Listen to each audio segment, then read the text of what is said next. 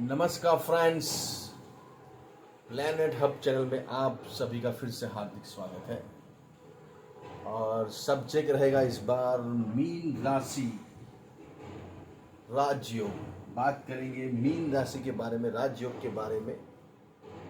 Mean राशि गुरु के घर की राशि है और जो आपकी राशि का लॉर्ड्स है वो जैसे यहाँ मैंने ड्रॉ किया है कुंडली पे, आप देख सकते हैं। यहाँ फर्स्ट हाउस, ये फर्स्ट हाउस बोला जाएगा, ये सेकंड, ये थर्ड, ये फोर्थ, ये फिफ्थ, ये सिक्स, ये 7, 8, 9, 10, 11 और 12, 12 हाउस और 12 आपकी राशि के लॉर्ड्स।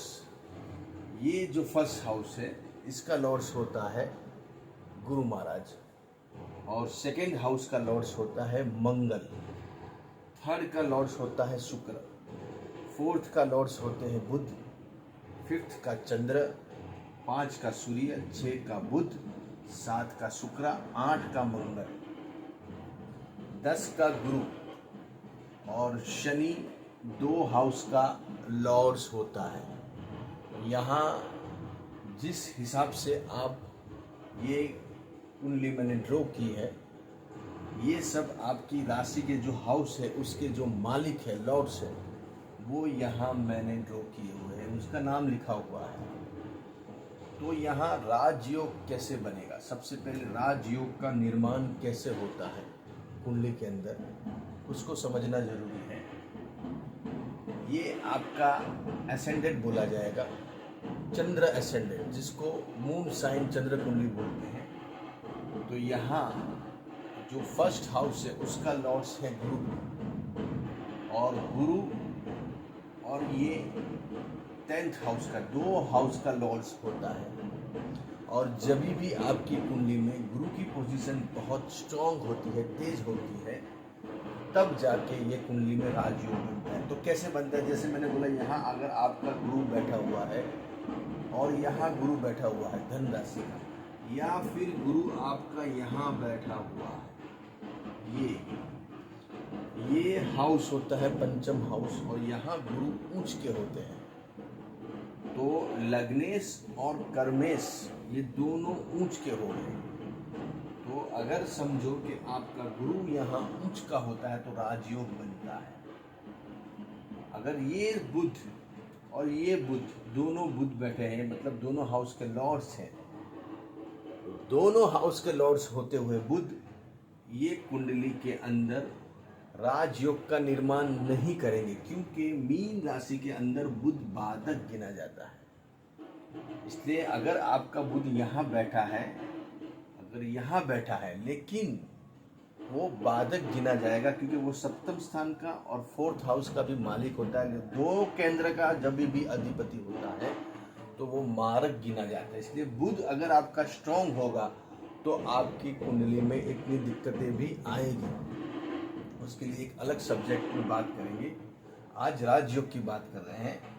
यहाँ शुक्र बैठा है, जिसका भी शुक्र यहाँ अष्टम स्थान में है, तुला राशि का, तो वो भी राजयोग का निर्माण करेगा। क्यों कि शुक्र ही एक ऐसा प्लैनेट से शुभ ग्रह है और वो तुला राशि का होता है, और वो खुद सेकेंड हाउस को भी देख रहा है। तो ये कुंडली में अष्टम स्थान में जब भी शुक्र होता है तो व्यक्ति के पास जीवन वैभवी रहता है, उसका हिसाब किताब बहुत पैसे वाला रहता है, धन की कभी भी उनको अभाव नहीं रहता, धन की कभी भी कमी नहीं रहती।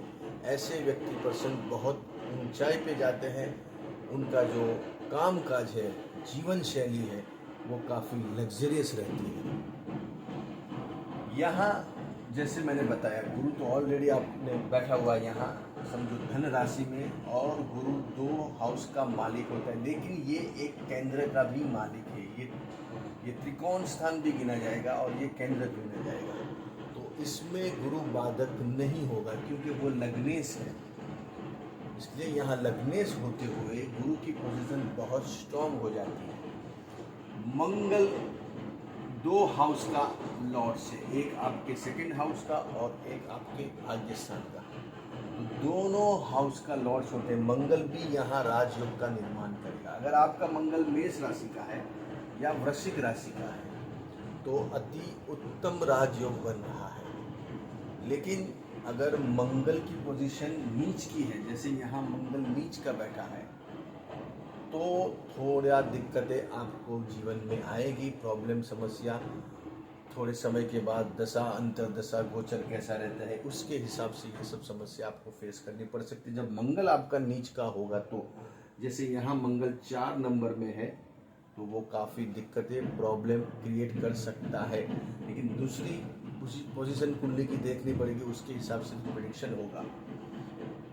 यहाँ शनि मीन राशि वालों के लिए सबसे जो एकदम बोला जाएगा खराब बोलो या उसको दुर्योग बोलो तो वो शनि क्रिएट करता है, क्योंकि शनि यहाँ 12th हाउस का लॉर्ड्स होता है। शनि जब भी 12th हाउस के लॉर्ड्स होते हैं तो वो इतने अच्छे नहीं गिने जाते हैं।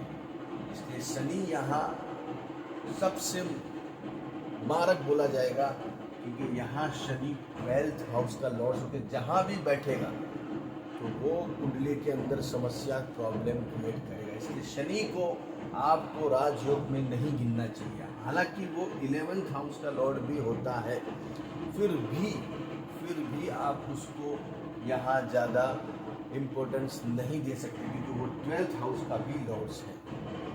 इसलिए शनि यहाँ आपके लिए प्रॉब्लम क्रिएट कर सकता है, इसलिए शनि राजयोग में नहीं आएगा। अगर एक ग्रह यहाँ मंगल अगर बैठ जाता है, यहाँ मंगल, तो समझ लीजिए आपके न्यारे व्यारे हैं। मंगल यहाँ बैठ के धन का और भाग्य का स्वामी ऊंच का हो जाएगा। मंगल मकर राशि में ऊंच के होते हैं।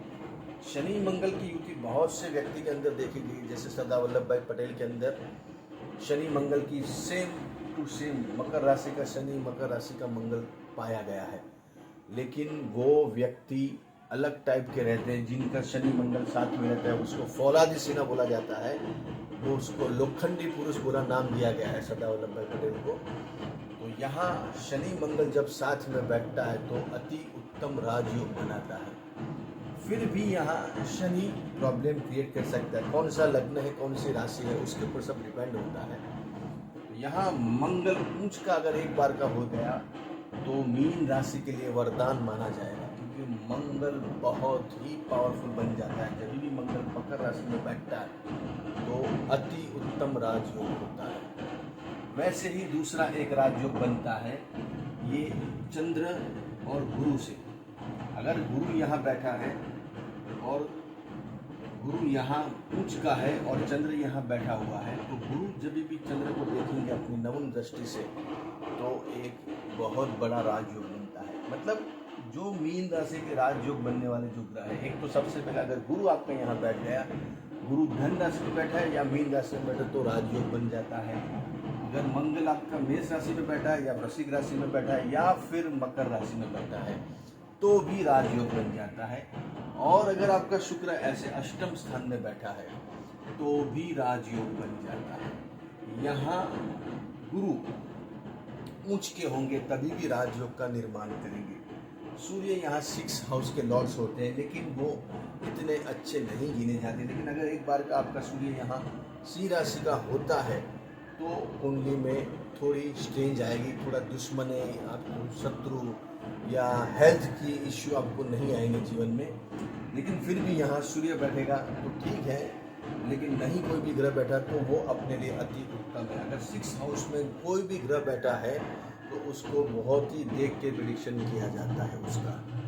इसलिए कुंडली में कैसे राजयोग बनते हैं आपने देख लिया। सबसे पहला केंद्र में अगर दो गुरु बैठे हैं, मंगल यहाँ है, मेष राशि का मंगल है। दूसरा क्या बोलते हैं दोस्तों, आपको बताते हैं, ये 3 हाउस जो है 1, 2 और 3, ये तीनों को त्रिकोण स्थान बोला गया है। और एक ये हाउस है जिसको केंद्र का भी और त्रिकोण का भी अधिपति माना गया है। मतलब ये हाउस को इतना इम्पोर्टेंस दिया गया है। इसलिए जब भी केंद्र और त्रिकोण के स्वामी साथ में बैठेंगे, जैसे ये है चंद्र और ये है गुरु, और गुरु चंद्र अगर आपका साथ में बैठ गया यहाँ तो समझ लीजिए आपको बहुत अच्छा राजयोग कुंडली में हर चीज़ से सुखी संपन्न ऐसे व्यक्ति रहते हैं। धन की उनको कभी समस्या रहती नहीं है, धन का अभाव रहता नहीं। दिन प्रतिदिन वो तरक्की के शिखर पे सर करने वाले रहते हैं। सुखी दाम्पत्य जीवन रहता है, संतान से सुख मिलता है। संतान से सुख मिलने के बाद संतान की जो उनके जो वाइफ मतलब उनके जो लड़के लड़की है या उनकी बहू है या बेटा है, उनसे भी उनको सुख मिलता है। तो ये कुंडली में मीन राशि वालों के लिए ये एक बहुत बड़ा राजयोग बनने का एक चार्ट है। यहाँ गुरु, यहाँ मंगल, खाली बुध यहाँ पावरफुल नहीं होना चाहिए, लेकिन उसके लिए भी अल्टरनेटिव है। लेकिन यहाँ जो राजयोग मैंने बताया, अगर वो राजयोग बनते हैं तो कुंडली की स्ट्रेन बदल जाएगी। गुरु मंगल भी अगर आपका साथ में बैठा है, यहाँ समझो मंगल बैठ गया या यहाँ गुरु बैठ गया, तो वो भी एक अच्छा राजयोग माना जाएगा। ऐसे और के वीडियो लेके आऊँगा, तब तक के लिए नमस्कार।